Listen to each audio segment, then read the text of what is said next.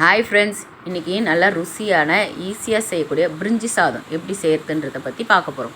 அதுக்கு ஒரு அடிகனமான பாத்திரம் எடுத்துக்கோங்க. அதில் கடலெண்ணெய் விட்டுக்கோங்க. கொஞ்சம் எண்ணெய் தாராளமாக விட்டு செஞ்சால் நல்லா டேஸ்டியாக இருக்கும் இந்த சாதம்.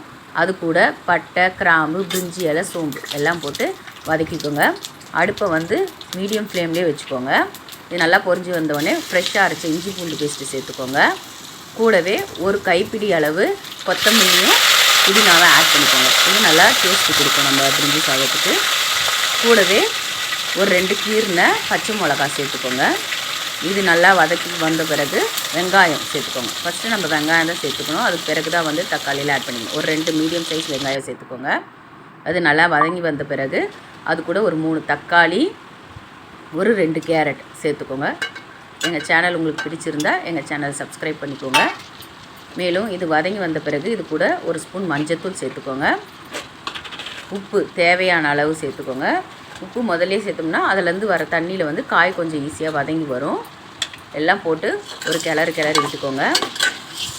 கிளறி விட்டுக்கிட்டு இதை ஒரு மூடி போட்டு மூடி வச்சுக்கோங்க.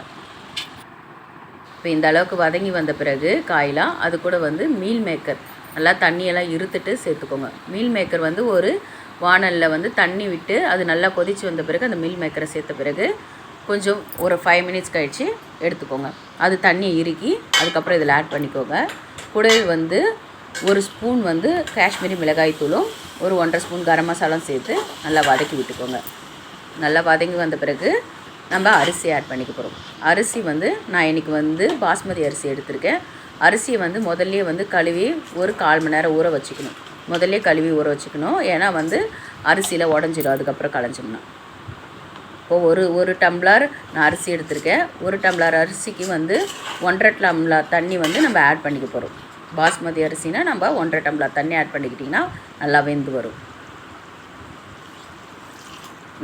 இந்த பிரிஞ்சி சாதம் ரொம்ப ருசியாக இருக்கும். கண்டிப்பாக உங்கள் வீட்டில் ட்ரை பண்ணி பாருங்கள். தண்ணியை விட்டுக்கிட்டு நம்ம ஒரு கிளறி விட்டுக்கோங்க. அவ்வளோதான், நம்ம ருசியான பிரிஞ்சி சாதம் ரெடி ஆகிடுச்சு. நம்ம தண்ணியெல்லாம் இருக்குன பிறகு இந்த அளவுக்கு வெந்து வரும். நம்ம மீடியம் ஃப்ளேமில் வச்சு செஞ்சால் இன்னும் நல்லாயிருக்கும். எப்பயுமே சமையலில் மீடியம் ஃப்ளேம்லேயே வச்சு செய்யணும். டேஸ்டியான பிரிஞ்சி சாதம் ரெடி. தேங்க்யூ.